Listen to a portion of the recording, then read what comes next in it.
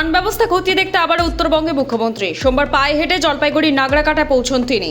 এলাকা ঘুরে দেখেন তিনি। ক্ষতিগ্রস্তদের ত্রাণ সামগ্রী বিলি করার পাশাপাশি মৃতদের পরিবারের একজন করে সদস্যের হাতে চাকরি নিয়োগপত্রও তুলে দেন মুখ্যমন্ত্রী। বৃষ্টি ও দুর্যোগে স্থানীয়দের যা ক্ষয়ক্ষতি হয়েছে সেসব রাজ্য সরকার পূরণ করে দেবে বলে আশ্বাস দিয়েছেন তিনি।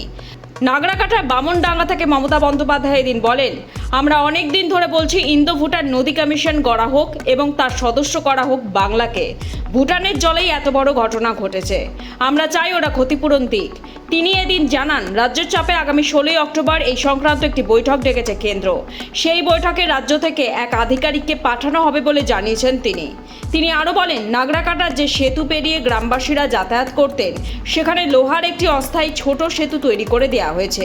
এছাড়া দুর্যোগে যাদের বাড়িঘর ভেঙে গিয়েছে তাদের ঘর তৈরি করে দেওয়ার প্রতিশ্রুতিও দেন তিনি। যাদের কৃষিজমি নষ্ট হয়েছে তারা শস্য বীমার টাকা পাবেন।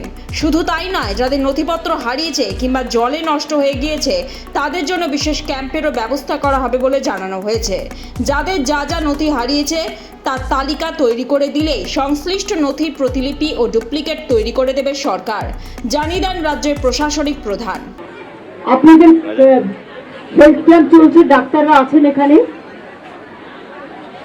যে ব্রিজটা আপনারা পেরিয়ে যেতেন পায়ে মানে জলে করে, জলে যেহেতু স্রোত আছে তাই একটা ছোট্ট লোহার আমরা একটা স্ট্রাকচার দাঁড় করিয়ে দিয়েছি। ওইটা পায়ে হেঁটে আপনারা লোহার স্ট্রাকচারটা পেরিয়ে ওপারে যেতে পারবেন। ওটা আজকেই করা হয়েছে। প্লাস রবার্ট বোর্ড যেগুলো আছে সেগুলো তো আছেই। কিচেন এখন চলবে, যাদের বাড়িঘর ভেঙে গেছে তাদের আমরা তৈরি করে দেব। এবং ডিএমএ কিটস পেয়েছে ওরা, আপনারা সবাই পেয়েছেন? রিলিফের যে প্যাকেজ পেয়েছেন তো? ঘর বাড়িগুলো আস্তে আস্তে সার্ভে করে জলটা কমে গেলে করে দেব। কৃষি জমি নষ্ট হয়েছে তারা ক্রপ ইন্স্যুরেন্স পাবেন। এটা আপনাদের টাকা দিতে হয় না, এটা গভর্নমেন্ট টাকা দিয়ে করে। ঠিক আছে, ওগুলো আমরা দেখে নেব। বাদ বাকি ছেলে মেয়েদের অনেক কাগজপত্র হারিয়ে, সেই জন্য স্পেশাল ক্যাম্প করা হবে। এখানে হচ্ছে ক্যাম্প, যার যা হারিয়েছে সেগুলো লেখান, তাহলে ডুপ্লিকেট কাগজ পাবেন। আমরা বাদ বাকিটা সব দেখে দেবো। দেখুন, প্রকৃতি তো আমাদের হাতে নেই, আর ভুটানের জলে এত বড় ঘটনা ঘটেছে। আমরা অনেক দিন ধরে বলছি ইন্ডো রিভার ভুটান কমিশন করা উচিত, রিভার কমিশন, এবং যাতে বেঙ্গলকে মেম্বার রাখা উচিত। আমাদের প্রেসারে 16 তারিখে মিটিং হচ্ছে, আমি যতদূর জানি।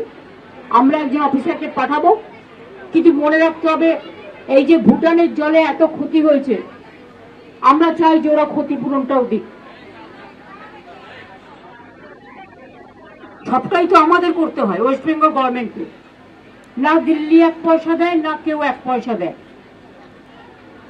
তোমাদের জল ছাড়লে জলটা, আর তারপর তার সাথে ডলোমাইট আসছে। প্রবলেম হচ্ছে এতে আরো নষ্ট হচ্ছে। তোমরা ডলোমাইটটা সিএসের সাথে কথা বলে অফিসিয়ালি তোমরা যেটা করবে সেটা হচ্ছে এটাকে তোমরা তুলে নাও, তুলে নিয়ে ওটাকে তোমরা কাজে লাগাও। ব্যুরো রিপোর্ট, লটারি সংবাদ।